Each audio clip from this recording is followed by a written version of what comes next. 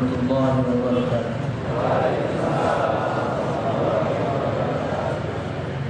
Bismillahirrahmanirrahim. Alhamdulillahirabbil alamin. Wassalatu wassalamu ala asyrafil anbiya'i wal mursalin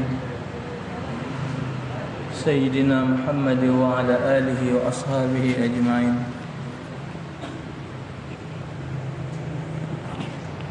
Alhamdulillah, syukur dengan karunia Allah Ta'ala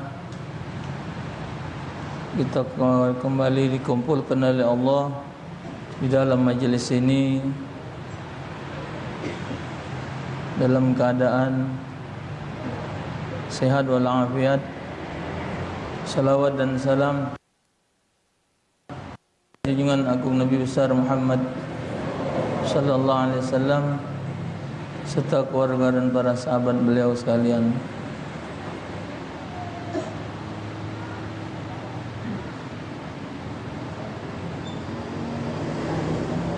Wa qala al-musannif rahimahullah wa nafa'ana bihi wa bi 'ulumihi fid dharain, yaqul faslun fi bayani suwar al-mumkinati fil qudwah, mengenai beberapa gambaran yang mungkin bisa terjadi di suatu pengikutan bermakmum.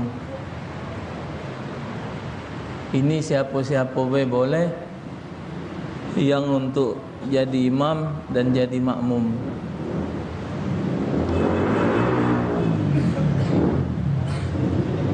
Suwarul qudwati al-mumkinati bin haitsu hiyatisun wa tisu bi khams.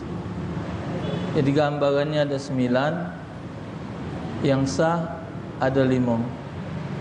Yang pertama qudwatu rajulin bi rajulin, wasaniha qudwatu imra'atin bi rajulin, wasalisuha qudwatu khunsa bi rajulin, wa rabi'uha qudwatu imra'atin bi khunsa, wa khamisuha qudwatu imra'atin bi imra'atin. Jadi yang boleh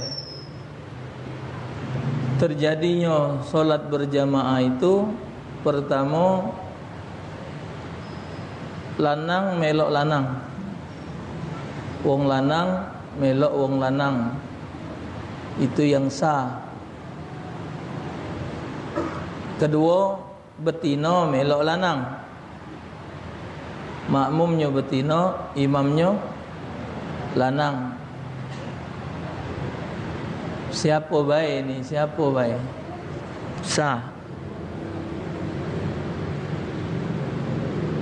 Wa qudwatu khunsa, bininya bacaannya bagus, lebih bagus dari suaminya, lantas istrinya nak jadi imam, suaminya jadi makmum, itu tidak sah. Tidak sah.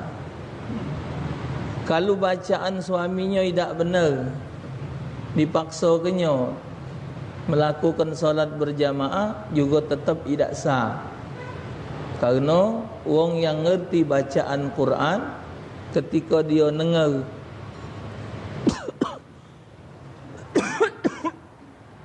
bacaan salah, otomatis Allah hatinya berdetak, menyangkal bahawa bacaan itu salah. Fala yasihu iktida'uhu biha li'anna syartul iktida' alla yakuna al-imam anqassa minal ma'mum bi unusati awil khunusah. Tidak sah mengikuti laki-laki dari seorang wanita sebagai imam bagi laki-laki.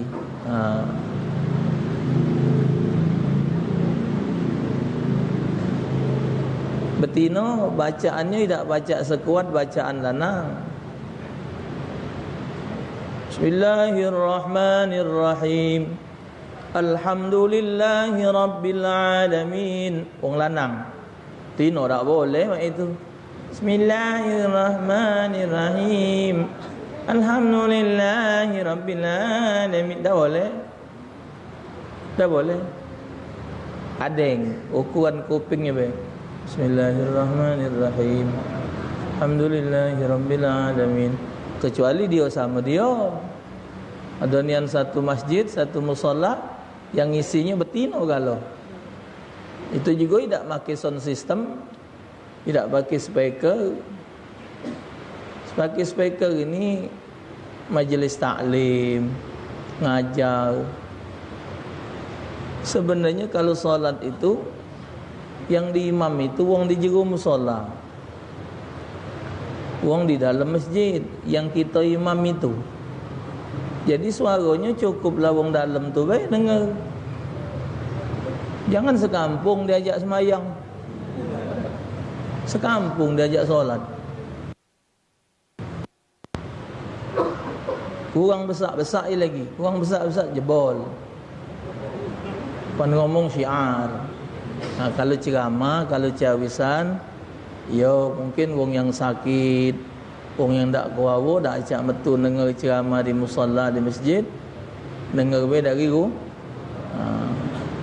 Kadang-kadang wong nak solat tu nyelesaikan wong dulu solat. Wong lah selesai solat, baru dia solat. Bacaannya terganggu. Wasani yang tidak sah tadi. Yang kedua, khutwatu rajulin bi khunsa. Tidak sah lanang melok banci. Fala yasihu iktida'uhu bi naqsil imam anil makmum.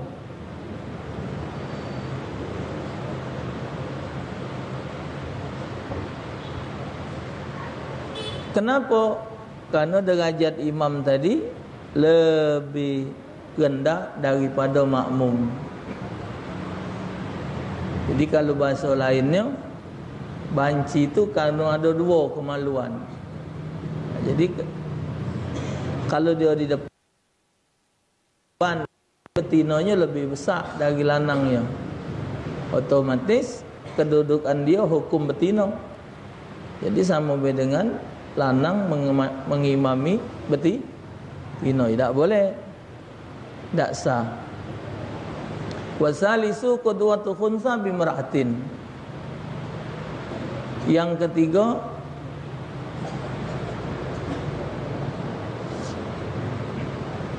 yang tidak boleh betina apa? Banci melok betina. Tidak boleh. Karena ada lanangnya biar kecil. Biarpun kecil macam tik, ada lanangnya. Nah, betina tadi tak katik ni. Yang betina banci tadi dikhawatirkan betinanya lebih besar dari lanang. Wa anna mar'ata la tasihu imamatuha illa limisliha biyaqinan. Sesungguhnya wanita tidak sah pengimamannya kecuali kepada orang yang sejenisnya dalam berjamaah. Wanita. Qala sallallahu alaihi wasallam la yuflihu qaumun wallau amra'ahum imra'atan. Tidak akan pernah beruntung suatu kaum yang menyerahkan urusan mereka kepada wanita. Sekarang ini camat, RT, lurah banyak betina. Presiden pernah betina, ada betina. Tapi kata Nabi, wallau amruhum imra'atan. Kalau nyerahkan urusan kepada betina, maka tidak akan ada keberuntungan. Ar-rabi' yang tak boleh banci melok banci. Banci bermakmum dengan banci. Apa?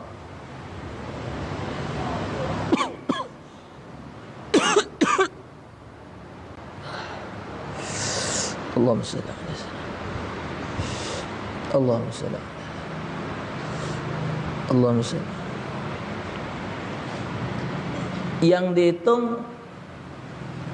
dari mana duluan metu. Okey, dia bareng, dua-duanya keluar. Tapi yang keluar kencing dari mana duluan. Lalu jika tidak terdapat hal tersebut, maka diperhitungkan sesuatu kencing yang terakhir berhentinya. Tak ada mungkin kencing terus. Kaget ada berhenti terakhir. Yang berhenti terakhir itulah dia. Fa in istawa ya fahal yu'tabar bil aksar qadra. Lalu jika keduanya bersamaan berhenti, maka apakah diperhitungkan dengan yang paling banyak ukurannya? Mengenai hal ini terdapat dua pendapat. Pendapat yang sahih adalah tidak diperhitungkan. Yang asani nyigan dibanci tadi, asani al-mani wal haid wal hablu. Tadi nyiganinya dari yang pertama tadi nyigan dibanci itu lanang apa betina, nyiganinya dari yang kedua dari sperma, haid dan hamil. Fa in amna minaz zakar farajulun. Maka jika khunsa itu mengeluarkan air mani dari penis, maka dia laki-laki. Wa in amna minaz zakar wal hadha minal farj fa mushkilun. Dan jika dia mengeluarkan air mani dari penis dan haid dari vagina, maka dia adalah khunsa mushkil. Tidak jelas status kelaminnya. Amma law habala wa walada fa huwa imra'atun yaqinan. Oh ya dalalatun muqaddamatun ala sairi dalail li'anha yaqinun. Kalau lah jelas bunting pasti betina. Walau bala min az-zakari wa hadha min al-farji fa hal yu'tabar bil mubal al yata'aradani wa isqutani wa yabqa bil iskal wajhani adarahuma anhu mushkil. Dan seandainya khunsa itu kencing dari penis dan haid dari vagina, fahal yu'tabar, maka apakah memperhitungkannya dengan air kencingnya atau kedua hal itu saling bertentangan dan keduanya gugur dan tetap ada muskilnya. Ada dua pendapat. Menurut pendapat azhar di antara kedua pendapat ini adalah bahwa khunsa tersebut adalah khunsa muskil. Tidak jelas lanang apa betina, karena kencing baca apa mani ada, men juga ada. Asalisu ar-ruju' ila qawlihi ba'dal bulugh. Nyireninya yang ketiga dikembalikan kepada perkataan khunsa tersebut setelah berusia baligh. Wa yus'alu amalun yumilu tab'uhu ilaihi in lam yu'raf haluhu. Dan ditanya perihal perbuatan yang watak dasar diri cenderung tertarik kepada perbuatan tersebut jika diketahui kondisi dirinya. Lalu jika khunsa itu berkata, aku cenderung tertarik kepada para wanita, berarti dia lanang. Wa in qala umilu ila rajul fahuwa imra'ah, aku lebih condong kepada lanang, berarti dia betina. Kalau dia condong kepada betina, lebih sir dengan betina, berarti dia lanang. Kalau dia lebih sir kepada lanang, berarti dia betina. Fa mata akhbaru bidzakil hukmi hukima bih. Maka kapan saja dia mengabarkan, memberikan keterangan dengan jawaban itu, maka dia dihukumi dengannya, dengan omongan dia tadi. Wala yuqbalu ruju'ahu ila ma anhu ba'dahu. Dan tidak dapat diterima penganuliran dirinya dari pernyataan tadi setelah pengakuannya tersebut. Balik ke dia itulah. Kita tidak tahu menau. Jadi pengakuan dia itulah. Illa idza akhbara annahu rajulun, kecuali apabila dia mengabarkan bahwa dirinya adalah laki-laki.